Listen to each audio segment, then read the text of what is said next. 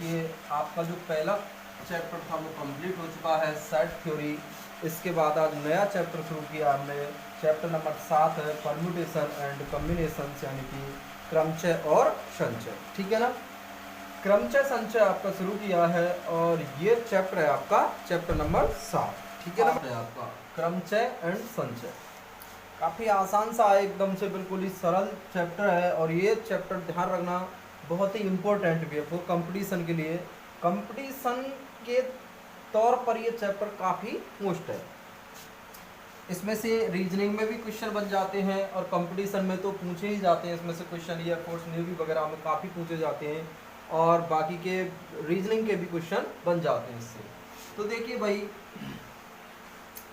जैसे इसमें सबसे पहले टॉपिक आता है आपका, हम पढ़ते हैं अलग अलग करके। तो सबसे पहले क्रमचय, ठीक है ना, पहले क्रमचय पढ़ेंगे, उसके बाद पढ़ेंगे संचय। क्रमचय को कहते हैं परम्यूटेशन, ठीक है ना, परम्यूटेशन पी से प्रदर्शित करते हैं।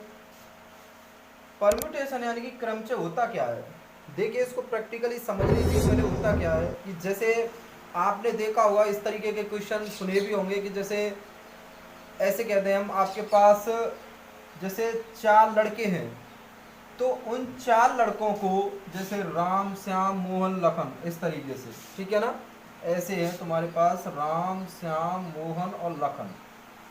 इन चारों लड़कों को हम कितने तरीके से बैठा सकते हैं, मतलब जैसे आगे कभी राम, कभी सोहन, कभी मोहन, कभी तुम्हारा लखन, इस तरीके से कितने तरीके से चारों लड़कों को ऐसे बैठा सकते हैं। तो जो तरीके होते हैं बैठाने के या संख्या बनाने के लिए, आपके पास कोई अंक दे दे, जैसे 1 2 3, इनसे कितनी संख्याएं बनाई जा सकती हैं। तो देखो कितनी संख्या, जैसे 12 बन जाएगी, एक 23 बन जाएगी, और एक 13 बन जाएगी, और एक क्या बन जाएगी, 31 बन जाएगी, एक क्या बन जाएगी, 32 बन जाएगी, और एक क्या बन जाएगी तुम्हारी 23 बन जाएगी। तो एक 32 हो ही गई थी तुम्हारी, और एक क्या बन जाएगी, 2 अंकों की संख्या आपसे पूछ लेगी, 3 अंक दे दे, 1 2 3, ठीक है। और इन तीनों अंकों से 2 अंकों की कितनी संख्याएं बन सकती हैं, तो एक और कौन सी बन जाएगी, एक 21 भी बन जाएगी, ठीक है ना। तो सिर्फ 6 ही बनेगी, लेकिन अभी तो देखो जैसे यहाँ पे 3 ही संख्या है, बाकी के जैसे ज्यादा दे दें, जैसे आपको दे दिया और भी दे दिया 4 5 6, और आपसे कह दे इन संख्याओं या इन अंकों से 1 से लेकर 6 तक के अंकों से 3 अंकों की कितनी संख्याएं बन सकती हैं। तो अब ऐसे बना बना के आप लोग नहीं देख सकते हैं 3 अंकों की जाने कितनी संख्याएं बनेंगी, तो आप ऐसे इनमें कंफ्यूज हो जाएंगे, ऐसे बना के नहीं देखते हैं। तो इनकी जो विधि होती है बनाने की कि कितनी संख्याएं बन सकती हैं या कितनी विधि से हम किसी चीज को रख सकते हैं, वही होता है क्या, क्रमचय, ठीक है ना। डायरेक्टली अभी छोटी संख्या अंक दे दें, 1 2 ही दे दें तो हम बना लेते हैं। जैसे आपसे कह दिया कि भाई 5 और 4 है, इनसे कितनी संख्याएं बनाई जा सकती हैं, तो एक तो 54 बन जाएगी और एक 45 बन जाएगी, ठीक है ना। यहाँ पे देखो ये क्वेश्चन ऐसे और आता है, यदि अंकों की पुनरावृत्ति हो, अंकों को पुनरावृत्ति मतलब अंकों को दोबारा लिखा जा सकता है, तो एक तो 54 बनेगी, एक 45, एक 55 भी बन जाएगी और एक 44 भी बन जाएगी। लेकिन ये कंडीशन तुम्हें दी जाएगी कि अंकों की पुनरावृत्ति है या नहीं, ये हर क्वेश्चन में दिया जाएगा। यदि आपसे ऐसे नहीं कहे, कुछ भी नहीं कहे कि अंकों की पुनरावृत्ति है या नहीं, तो तुम्हें फिर नहीं मानना है। मतलब अंकों की पुनरावृत्ति यदि होगी क्वेश्चन में तो वो हमेशा देगा, ठीक है। अर्थात अंकों की पुनरावृत्ति तभी लगाएं जब क्वेश्चन में दिया हुआ हो, यदि क्वेश्चन में नहीं दिया है तो अंकों की पुनरावृत्ति नहीं होगी। तो देखिए क्रमचय, सबसे पहले हम परिभाषा देख लें इसकी क्या होती है। क्रमचय बहुत ही आसान सा चैप्टर है एकदम। देखिए क्रमचय की परिभाषा भाई, आपके पास कोई ऐसे भी हो सकता है, देखो इस चीज को ऐसे जैसे 3 4 5 ऐसे 1 2 आपसे ऐसे अंक दे दे और आपसे कह दे कि इनमें से 3 अंकों की, कितने अंक लेने, 3 अंकों की कितनी संख्या बन सकती है, 3 अंकों की। तो देखो टोटल अंक तो तुम्हारे पास कितने थे, 5, और आपने लिए कितने, 3 अंकों से ही बना, 3 अंकों की ही बनानी है। अब अंक 5 में से लेने तुम्हें, लेकिन लेने 3 ही है। जैसे 123 बना दी, 100 45 बना दी। अंक तो इन पांचों में से लेने हैं कोई भी, लेकिन लेने कितने हैं, सिर्फ 3। तो क्रमचय की जो परिभाषा होती है वो क्या होती है,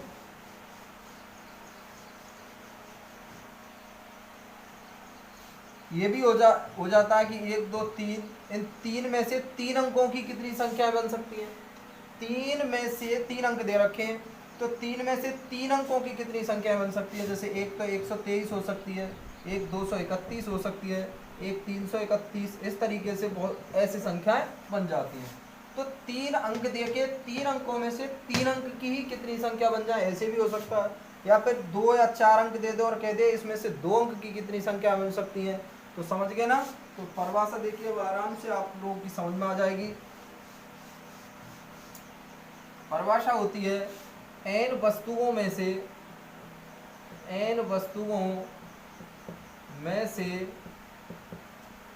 r वस्तु लेकर, जैसे 5 में से 2 वस्तु, ठीक है। r का मान, r क्या है, जितनी वस्तु हम लेते हैं। n टोटल वस्तु होती है और r जितनी वस्तु हम लेते हैं। तो n वस्तुओं में से, ऐसे कर लीजिए, n वस्तुओं में से कुछ या सभी वस्तुएं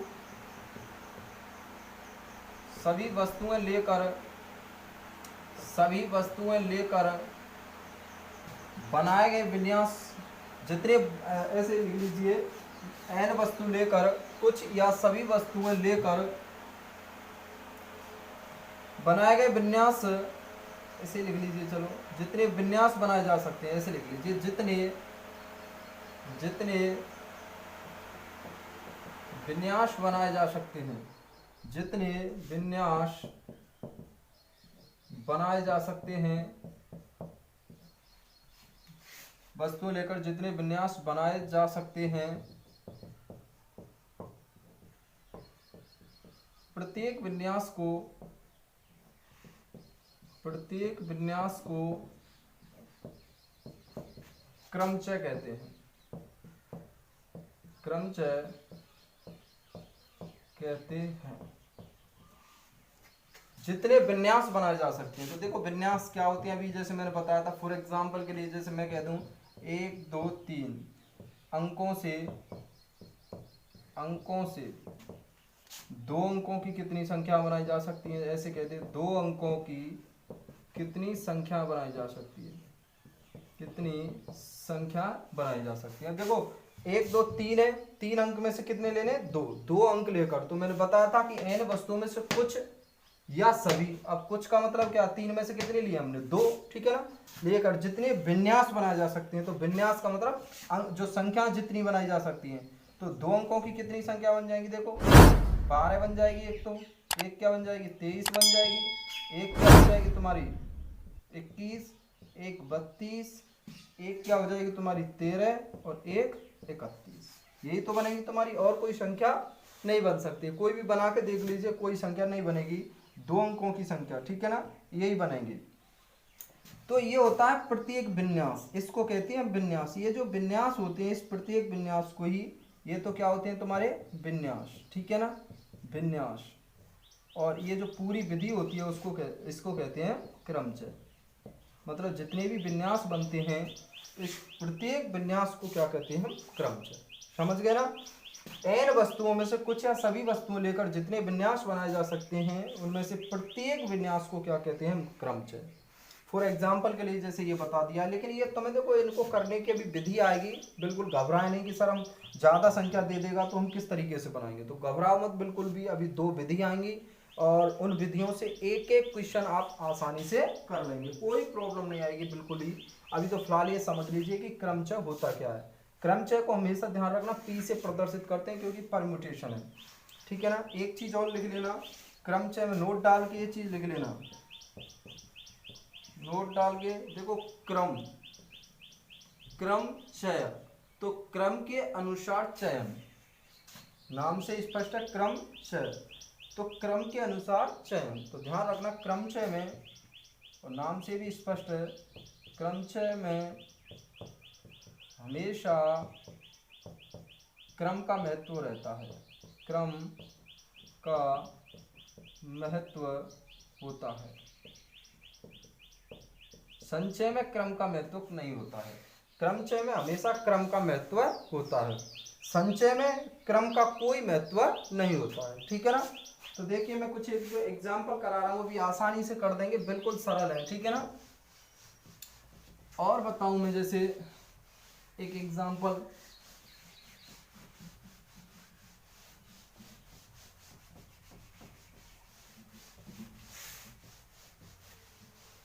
जैसे फॉर एग्जाम्पल के लिए भाई और बता दूं मैं तुम्हें, जैसे अंक, या फिर ऐसे लिख लीजिए 1 2 3 4, या 3 तक ही लिख लीजिए, शायद ये क्वेश्चन तो हो गया था अभी, इसको छोड़िए। और क्वेश्चन ले लीजिए, जैसे 5 4 3, अंकों से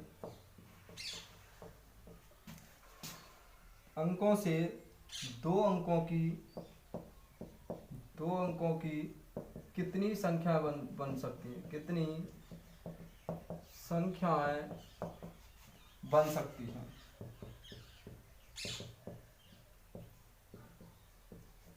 कितनी संख्याएं बनेंगी बताओ।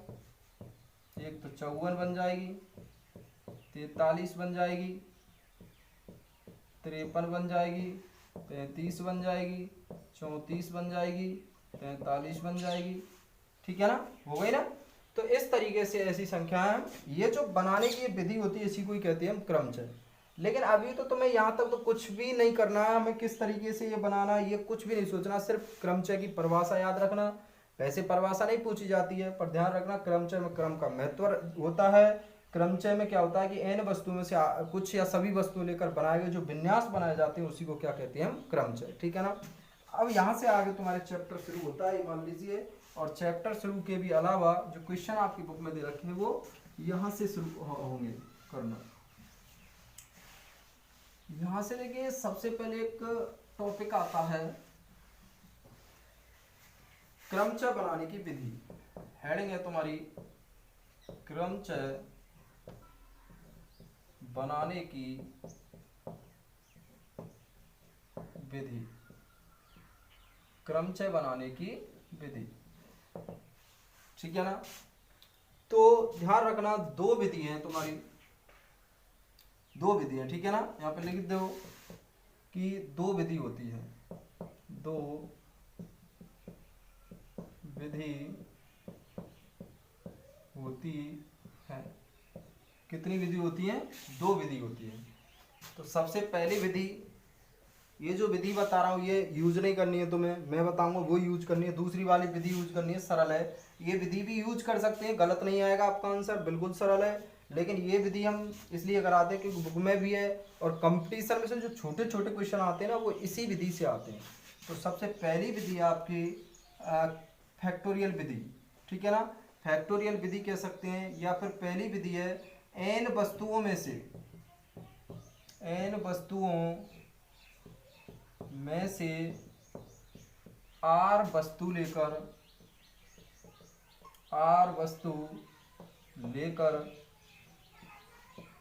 बनाए गए क्रमचय। जैसे मैं कह दूं तुमसे, पहली विधि है भाई ये, जैसे मैं कह दूं आपसे कि 3 वस्तु दे दी आपको, कोई भी वस्तु हो सकती है, वो अंक हो सकते हैं 3 या ABC कुछ भी हो सकता है। 3 में से आपको लेनी है 2, तो R का मान कितना हो जाएगा 2 और N का मान कितना हो जाएगा 3। वस्तुओं को लेकर बनाए गए क्रमचयों की संख्या। तो इसका जो फॉर्मूला होता है भाई, n वस्तुओं में से बनाए गए क्रमचय, तो P का मतलब क्या होता है, परम्यूटेशन, NPR, ये होता है इसका फॉर्मूला। ठीक है ना। और इस NPR को खोलते किस तरीके से हैं, इसको खोलते हैं factorial n upon factorial n minus r। ठीक है ना, ये होता है। अब प्रॉब्लम आती है कि सब ये फैक्टोरियल क्या होता है। फैक्टोरियल, इसको देखो, इस वाले फॉर्मूले को एक तरीके से और लिख सकते हैं। ये जो फैक्टोरियल है इसको दो तरीके से प्रदर्शित करते हैं, एक ऐसे भी प्रदर्शित करते हैं फैक्टोरियल n और n माइनस r, और इस पे ये जो पुस्तक लगा ना, इसका मतलब है कि ये फैक्टोरियल दोनों पे। ठीक है ना, फैक्टोरियल n माइनस r, तो ऐसे लिख दीजिए या ऐसे लिख दीजिए। ठीक है ना, या नीचे लिख लीजिए, ये जो चिन्ह है ऐसे, ये कोष्टक नहीं है ना कोई वर्गमूल का चिन्ह, ये इस तरीके से जो लगा होता है या फिर ऐसे, ये इसको हम कहते हैं फैक्टोरियल, फैक्टोरियल, ठीक है ना। हिंदी में इसको कहते हैं क्रम गुणित, क्रम गुणित, क्या, क्रम गुणित। ध्यान रखना हिंदी का नाम, हिंदी का नाम कई बार पूछ लिया कि फैक्टोरियल को हिंदी में क्या कहते हैं, फैक्टोरियल को हिंदी में कहते हैं क्रम गुणित। अब ये फैक्टोरियल होता क्या है, इसको किस तरीके से हम सॉल्व करेंगे, अभी आपको सॉल्व करना थोड़ी आता, अभी आपको एन और पी का मान दे दिया तो इसको किस तरीके से हम सॉल्व करेंगे, तो वो चीज समझ लीजिए यहाँ पे, ठीक है ना, किस तरीके से हम समझते हैं, सीखते हैं इस चीजों को। लेकिन यहाँ पे ये ध्यान रखना कि एन वस्तुओं से आर वस्तु लेकर बनाए गए क्रमचों की संख्या का फॉर्मूला होता है N P R, N P R, और एन पी आर का फॉर्मूला क्या होता है, factorial N upon factorial N minus R. Factorial को इस तरीके से भी प्रदर्शित कर सकते हैं, ये मैंने बता दिया, नाम फैक्टोरियल, हिंदी में कहते हैं क्रम गुणित। तो अब इसी विधि में, ये जो पहली विधि है इसमें फैक्टोरियल को सॉल्व करना सीखो कि फैक्टोरियल को किस तरीके से हम सॉल्व करते हैं। और यहाँ से क्वेश्चन भी भाई पूछे जाते हैं, छोटे छोटे क्वेश्चन जो बनते हैं कंपटीशन में वो इस फैक्टोरियल से ही बनते हैं। तो इसी में मैं एक हेडिंग डाल रहा हूँ फैक्टोरियल, फैक्टोरियल, और इसको हिंदी में कहते हैं क्रम गुणित, क्रम गुणित, ठीक है ना। इस पर बेस्ड अभी क्वेश्चन कराऊंगा, लेकिन उससे पहले तुम्हें फैक्टोरियल समझना होगा कि फैक्टोरियल क्या होता है, ठीक है ना। फैक्टोरियल, जैसे फैक्टोरियल एन है, फैक्टोरियल एन जैसे ये रहा, ठीक है। इस फैक्टोरियल का मतलब ये होता है कि इसके अंदर से बाहर निकालते जाते हैं संख्याओं को, फैक्टोरियल में जो लिखा होता है उसको बाहर निकालते जाते हैं, और इस फैक्टोरियल के अंदर एक एक कम होता जाता है। जैसे मैं एन को बाहर निकाल लूं तो फैक्टोरियल में क्या बचेगा, एन माइनस एक, एक कम हो गया ना, हो गया नहीं हुआ, एक कम हो गया ना। अब यदि मैं फैक्टोर इसको भी बाहर निकाल लूं, एन माइनस वन को भी बाहर निकाल लिया तो फैक्टोरियल में क्या हो जाएगा, एन माइनस टू, भाई दो कम हो गया। यदि मैं इस दो को भी बाहर निकालूं तो एन माइनस वन तो था ही, एन माइनस थ्री, अब एक और कम हो जाएगा तो फैक्टोरियल एन माइनस थ्री। यदि मैं और निकालूं, इसको भी निकाल दूं, N minus one, N minus two, और बाहर निकाल लूं एन माइनस थ्री को, तो फैक्टोरियल में क्या रह जाएगा, एन माइनस फोर। इस तरीके से घटते जाते हैं। तो मुझे कोई बता सकता है तुम में से कि एन में से जब लास्ट में एक घटाया, दो घटाया, तीन घटाया, चार घटाया, घटाते घटाते घटाते घटाते एन में से एन भी घटाएंगे तो जीरो बचेगा। तो कहने का मतलब ये है कि ये जो इसके अंदर फैक्टोरियल के अंदर जो संख्या होती है उसको प्राकृतिक संख्याओं के रूप में खोलते हुए चले जाते हैं, और लास्ट में कहां तक खुलती है वो संख्या, एक तक पहुंच जाती है खुल खुल के। जैसे फैक्टोरियल एन को मैं क्या लिख सकता हूं, N into N minus one, N minus one को भी बाहर निकाल लिया तो N minus two, N minus two को भी बाहर निकाल लिया तो एन माइनस थ्री, और एन माइनस थ्री को भी बाहर निकाल लिया तो एन माइनस फोर, और डॉट डॉट डॉट कहां तक जाएगा फिर ये, डॉट डॉट डॉट, ये जाएगा तुम्हारा तीन भी आएगा लास्ट में, फिर दो भी आएगा और एक भी आएगा। तो ध्यान रखना फैक्टोरियल एन का जो मान होता है वो ये होता है, लेकिन तुम्हें यहाँ एन से कोई मतलब नहीं है, एन तो एक जनरल फॉर्मूले की तरह मैंने तुम्हें बता दिया। देखो करना क्या है, इसका मतलब संख्या के रूप में देख लीजिए।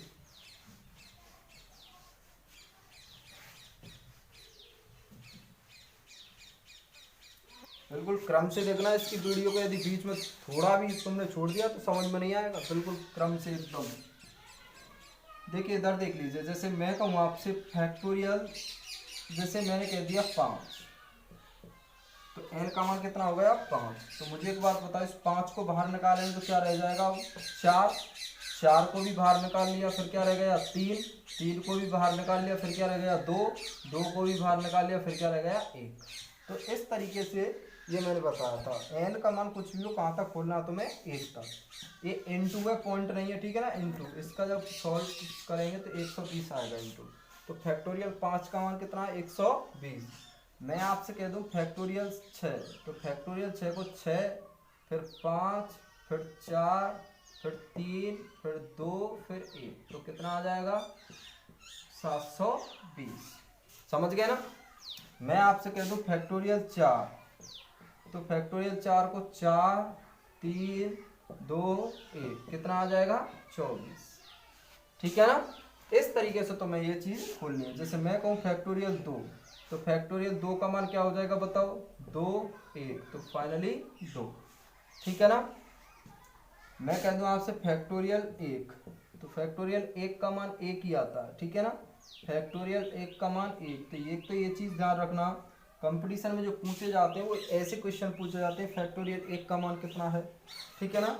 अब देखो और अच्छे क्वेश्चन यहाँ से इधर से देख लीजिए, समझ में आ गए ना। फैक्टोरियल कितनी भी बड़ी संख्या दे दे आपको, फैक्टोरियल में खोल लोगे ना, अरे वहां से शुरू कीजिए जो फैक्टोरियल में दे रखा है, और खोलते खोलते घटाते घटाते कहाँ तक पहुंच जाइए, 1 तक।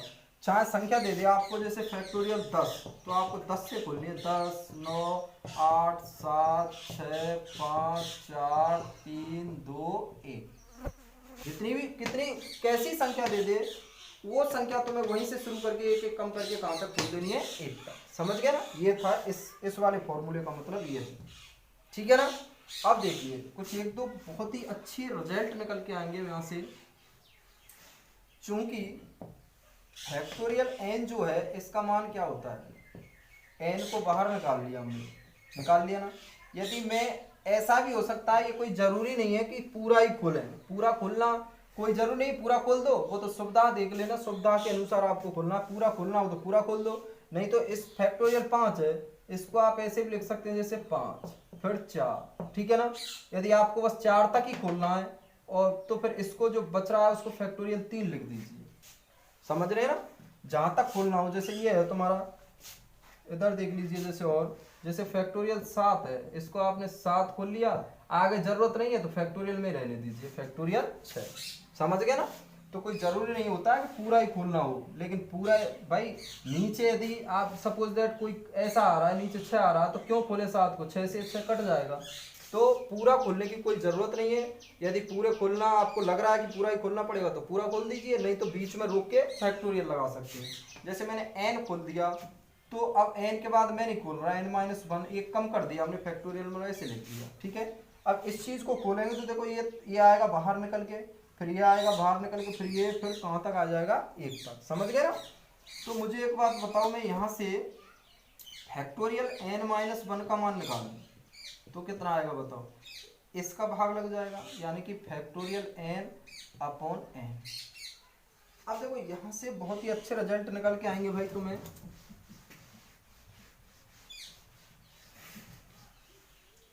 मुझे एक बात बताओ, मैं यहाँ पे पुट कर दूं, पुट n बराबर 1, पुट n बराबर 1, तो 1-1 फैक्टोरियल 1/1, 1-1 क्या हो गया, 0। फैक्टोरियल 1 का मान कितना होता है, 1/1। फाइनली फैक्टोरियल 0 का मान क्या होता है, 1। ये सबसे ज़्यादा पूछा जाता है भाई कंपटीशन में, फैक्टोरियल 0 का मान। फैक्टोरियल 0 का मान सबसे ज़्यादा पूछा जाता है। समझ गए ना। क्यों पूछा जाता है, क्योंकि इसका आंसर ज़्यादातर स्टूडेंट 0 ही करके आते हैं। ऑप्शन में पहला ही ऑप्शन होता है फैक्टोरियल 0 का मान 0, जबकि फैक्टोरियल 0 का मान कितना होता है, 1। तो एक तो ये ध्यान रखना। दूसरा और देखिए, यदि मैं यहाँ से जो फैक्टोरियल n-1 बराबर फैक्टोरियल n/n है, तो मैं पुट कर दूं n बराबर 0, तो देखिए 0-1 बराबर फैक्टोरियल 0/0। तो ये 0 घटाएंगे तो फैक्टोरियल में -1 बचेगा। अब इधर फैक्टोरियल 0 का मान कितना हो गया, 1, और इसका मान 0। ये 0 फैक्टोरियल में नहीं है, अलग है, इसलिए 0 ही रहेगा इसका मान। तो मुझे एक बात बताओ, कभी भी हम 0 का भाग लगाते हैं किसी भी संख्या में, तो वो कैसी आती है, अपरिभाषित। तो -1 यानी कि अपरिभाषित, परिभाषित, कैसी, अपरिभाषित। ये पॉइंट काफी पूछा जाता है, ध्यान रखना। ऋणात्मक या लिखना पड़ेगा। कहने का मतलब यह है कि यदि फैक्टोरियल में नेगेटिव संख्या हो, फैक्टोरियल में नेगेटिव एक से ही मतलब नहीं है, कितनी भी छोटी कितनी भी बड़ी संख्या हो फैक्टोरियल में, तो वो अपरिभाषित होती है। अर्थात हम लिख सकते हैं ऋणात्मक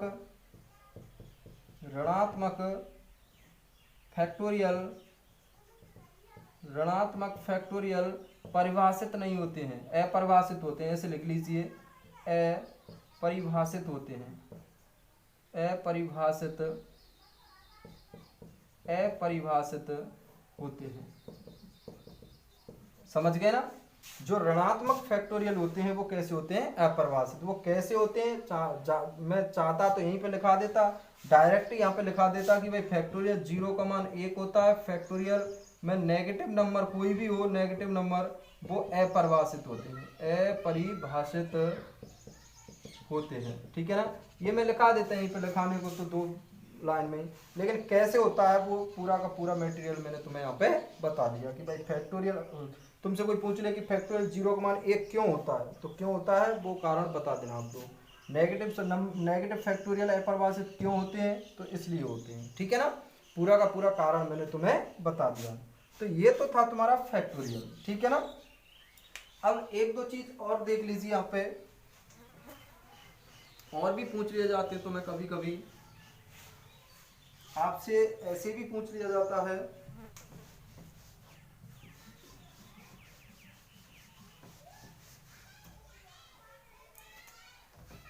जैसे अभी अब जो पहली विधि थी आपकी क्या थी, NPR, और उसका मान क्या था, factorial n upon factorial n minus r, ठीक है ना। यही तो था पहली विधि। अब अभी जैसे मैंने बताया था एग्जाम्पल, मैंने कहा था आपसे 1 2 3 अंकों से दो अंकों की कितनी संख्या बनाई जा सकती है, कितनी संख्याएं बनाई जा सकती हैं,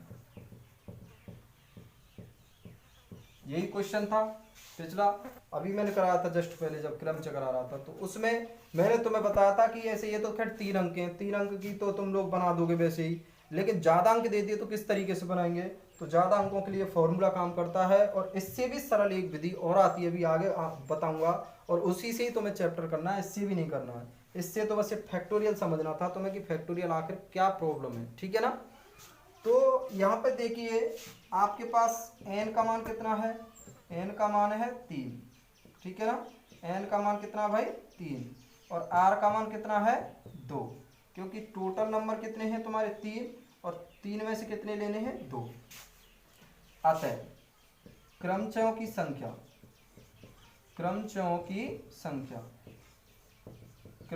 संख्या बराबर हो जाएगी NPR, ठीक है ना, NPR।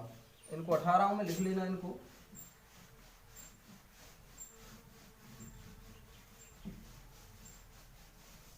NPR, ठीक है ना भाई। अब देखिए ये आ गई तुम्हारी NPR, इसमें वैल्यू चिपका दीजिए, n का मान तो 3, और PR का मान कितना होता है बताइए, R का है 2, इसमें लिखा हुआ है R का मान कितना है 2। इसका फॉर्मूला भी भले लिख दीजिए, क्या होता है, factorial n upon factorial n minus r। कोई ये कहे कि सर आप ऐसा फैक्टोरियल लगा रहे हैं, हम तो ऐसा लगाएंगे, तो कैसा भी लगा लो कोई फर्क नहीं पड़ता है, ठीक है ना, कोई सा भी लगा दीजिए। तो फैक्टोरियल n का मान कितना हो गया, फैक्टोरियल 3 अपॉन फैक्टोरियल n का मान 3 और r का मान 2। तो फाइनली ऊपर तो फैक्टोरियल 3 बचा, नीचे क्या बचा, 3 में से 2 गए तो फैक्टोरियल 1, ठीक है ना। ऊपर वाले फैक्टोरियल को खोलेंगे तो देखो 3 को खोलेंगे तो 3 फिर 2 फिर 1, और नीचे क्या है फैक्टोरियल 1 का मान 1, ठीक है ना। तो 2 3 इनका इंटू करेंगे, 2 3 6 बटे 1, फाइनली कितना आ गया 6। तो देखना इससे पहले जब मैं एग्जाम्पल करा रहा था 1 2 3 अंकों से 2 अंकों की कितनी संख्या बनाई जा सकती है, तो कितनी वहां पे भी कितनी बनी थी, 6 ही बनी थी, देख लेना पलट के, वहां पे भी कितनी संख्या बनी थी 6, ठीक है। तो और अब देखो 3 अंक तक ही बताई थी वहां तो मैंने, लेकिन अब मैं बता रहा हूं जैसे यहाँ पे 4 अंक ले रहा हूं, एक चौथा अंक को ले लिया, ठीक है ना, अंकों से, समझ गए ना, 1 2 3 4 अंकों से, और 3 अंकों की संख्या ले रहा हूं मैं, कितने अंकों की, 3 अंकों की, या फिर पहले 2 अंकों की देख लीजिए, ठीक है ना, 2 अंकों की संख्या कितनी बनाई जा सकती है।